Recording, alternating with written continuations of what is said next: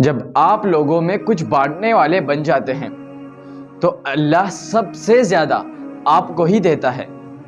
اب آپ پر ہے، چاہے آپ خیر بانٹیں یا شر، خوشیاں بانٹیں یا نفرت، محبت بانٹیں یا بغض، بے سکونی بانٹیں یا راحتیں۔ اللہ کا وعدہ ہے جو خرچ کرو گے وہ لوٹ کر واپس ضرور آئے گا۔ اب خرچ صرف مال نہیں ہوتا، وقت بھی ہوتا ہے، جذبات بھی ہوتے ہیں، صلاحیتیں بھی ہوتی ہے، علم بھی ہوتا ہے۔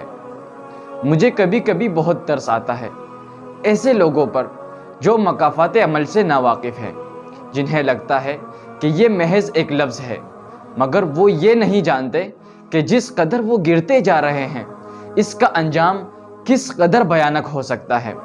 کس قسم کے بیہودہ کھیل کھیل کر وہ لوگوں کے دل توڑ رہے ہیں۔ ایسے لوگوں پر ترس کھانا چاہیے کہ وہ دوسروں کا سکون چھین کر خود خوش رہنا چاہتے ہیں۔ بہت افسوس کی بات ہے کہ ان کا انجام اس قدر بھیانک ہو سکتا ہے کہ وہ سوچ بھی نہیں سکتے۔ اللہ کی پکڑ کتنی سخت ہے، جلد دیکھ لیتے ہیں ایسے لوگ۔